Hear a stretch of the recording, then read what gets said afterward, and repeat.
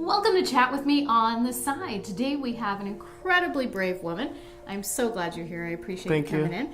This is Bree Skelton. Hi. Yay! Look, our whole audience is like, yay! Right. So thank you so much for joining us. I invited you today because I think you have an incredible story. And I feel like you're so brave to be able to share it with us. Yeah, it's definitely a journey that I've had with it, but I'm glad that I get to finally talk about it. Yeah. It's been a long time that I've actually been able to share it. It's been about 15, 20 years. Oh my goodness, and you chose to do it here. Yeah. I feel so honored. I've always wanted to be on one of these, actually. I've been looking at them for like the past year, and I'm like, oh. And this one's special. Yes. So make sure you follow us. So you are here to talk to us about mental health, right? And Bree was diagnosed with? Borderline personality disorder. Okay, and then you had said there might have been some other... Bipolar, ADHD, and PTSD. Okay, wow. So we're going to unpack this a little bit. Right. So at what age did you start noticing that there were issues? When they started to take me to the psych doctor and have me tested in elementary school. So your parents noticed before you did. Right. Because you're a child and it's just you, so that's who you are and you don't know any different. Right. So I was rapidly moving a little bit faster than others, all over the place.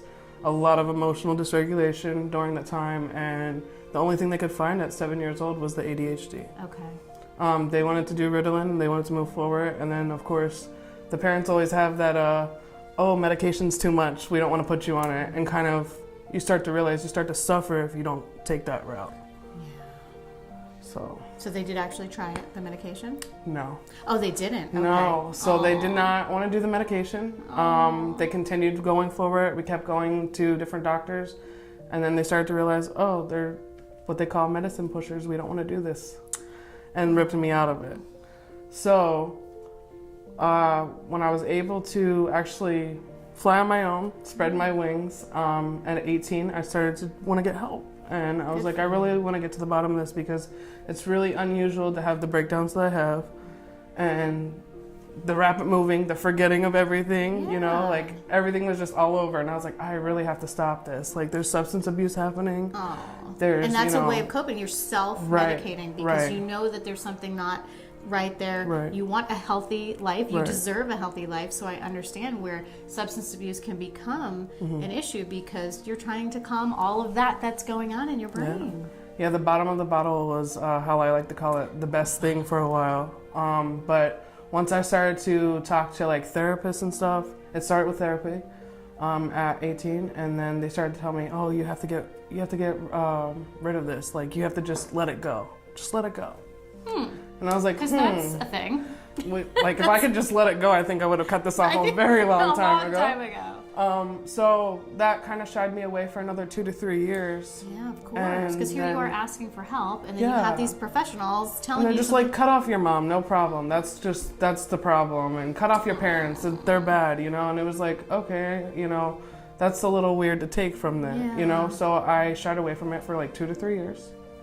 And then 24, I went and I found someone down here in the Children's Home Society, and I found a psychiatrist, and I have a counselor for the last 2 years, and she finally started to see that I was showing signs of the borderline personality disorder, which takes such a long time to diagnose. It's not a, hey, I see those signs and we can put it down right now. What are some of those signs?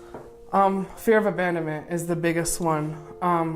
Mood instability. Okay. And the last one is just, you're just all over. There's no specific emotion that you have. Irrational, those kinds of things. Yeah. Which I could see how it would be hard to diagnose because there's other things, having extreme ADHD or any of those other issues, and you said bipolar as well, they could manifest in the same type of way. Yeah, that's the biggest thing that they were saying, oh, we just see bipolar. And then working with this person who was coming to intensive counseling twice a week to my house, which was the greatest thing ever because I don't have to leave. I was in my darkest place at my darkest time. So, you know, she came and she was like, look, there's a lot more to this. And this bipolar is gonna always shed that light first because that's the go-to to everything. Okay. She was like, people kind of don't believe in borderline personality disorder. And a lot of it is split personality in a sense. It's what they call the push and pull effect. So you want them there, but you want to push them far as away as Yeah. possible. Yeah, well, it's hard at that point with as much as you've been through, Right. as long as you were dealing with it, to have, you know, people come in Right. at that point. So now I know your parents were against medication when you were younger. Are you taking medication now? Yes, I was on it for a while, and then they did rip me off of it. It was a mood stabilizer. Okay. I'm actually in research medicine now. Oh, okay. So we're going to be in for a 2 to 3 year study to see how everything goes. What they're trying to do in this new era is give you medication where you're on it for until you're stabilized, and then once they kind of rip you off of it or take you off of it or give you that placebo, they want you to never relapse again.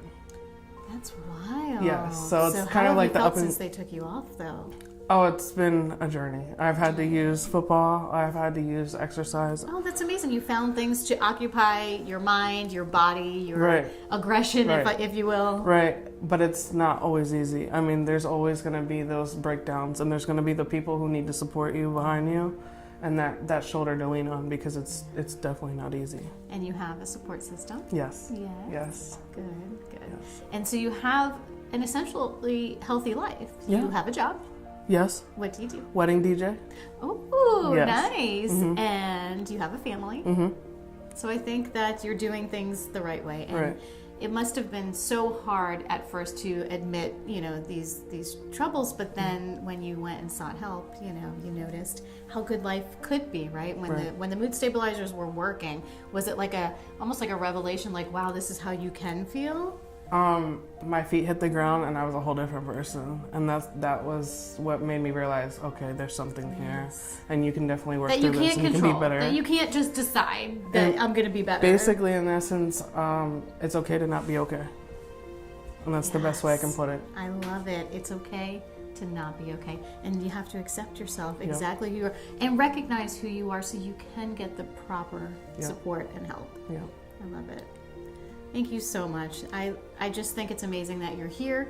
I love that you're talking about it. I think it can be helpful to so many people, because we tend to suffer in silence because we don't want to talk about it, which, why?